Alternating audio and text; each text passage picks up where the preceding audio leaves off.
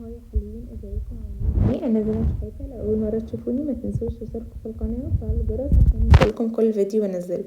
وصفه النهارده بقى هي دبابيس الفراخ المقرمشه او الدبابيس فرايد تشيكن. بجد تحفه وخطيره. الفرايد تشيكن كلنا بنحبها. الفراخ المقليه محدش بيختلف عليها، بجد بتكون حلوه قوي. بتكون لذيذة وطعمها حلو قوي، خصوصا الأطفال بجد بجد بتموت عليها، والكبار كمان. فبجد بتبقى مقرمشة وتحفة، بناكلها مع أي حاجة. ممكن نقدمها مع رز بسمتي، ممكن نقدمها مع مكرونة، دايما بتكون لذيذة قوي. ممكن نحطها كمان لو مستخدمين قطع صدور دجاج، نقدمها مع كايزر كده وصوصات، بتكون بجد لذيذة. طيب هنشوف الخطوة النهاردة. أول حاجة معايا معلقة صغيرة من الملح والبابريكا والثوم البودر والبصل بودر والشطة، ونص معلقة صغيرة من البهارات والفلفل الأسود والكاري والكركم، معلقة صغيرة كمان من الملح.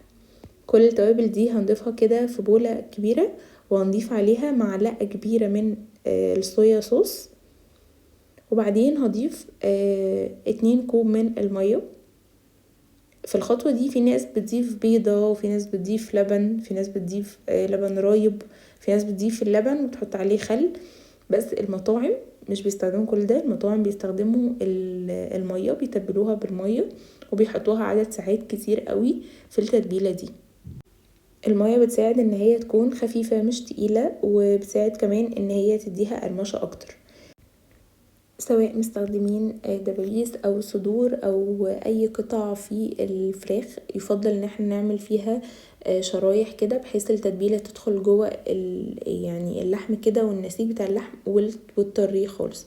نسيت اقول لكم كمان ان انا ضفت معلقه صغيره من السكر علشان تطري معايا اللحم بتاع الفراخ وتخليه دايب خالص. سبتها في التلاجة، تقدروا تسيبوها ساعة، نص ساعة، ساعتين، 3، 4. انا سبتها ليلة كاملة، وبصراحة فرق معايا في الطعم وكل حاجة وطراوة اللحمة. بجد كانت طرية قوي قوي قوي، الدبابيس معايا كانت طرية وجوسي من جوه ولذيذة. الكفر اللي احنا هنعمل بيه، انا ضفت الدقيق ونشا، معلقتين كبار من النشا، 2 كوب من الدقيق ومعلقتين كبار من النشا. وضفت نفس التوابل اللي انا ضفتها على التتبيله، اللي هي البابريكا والثوم باودر والبصل باودر، وضفت كمان الكركم عشان بيديها شكل حلو قوي. ضفت مع ملح وفلفل اسمر وبهارات، نفس التوابل اللي ضفناها على التتبيله بنضيفها على الكفر. شفتوا لما طلعتها بعد ليلة كاملة 24 ساعة كانت اللحمة طرية قوي، والدبابيس بجد طرية خالص، يعني حاسة اللحمة دايبة. اول حاجة بنعمل ايه، بنجيب القطعة الفراخ معايا، بنزلها في الدقيق وبخبطها كده، بخبطها كذا تخبيطة كده، وبعدين بروح حطاها معايا بولة فيها مية، بروح منزلاها في المية وعد لحد 3 بس، 1، 2، 3، وبعدين بشيلها من المية، بنزلها تاني في الدقيق، بقعد اخبط فيها واقلبها كده حوالي 10-15 مرة، وبين كل تقليبة والتانية ان انا بنفضها كده عشان تعمل معايا التعرجات وتديني الشكل اللي هو المتعرج ده بتاع القرمشة.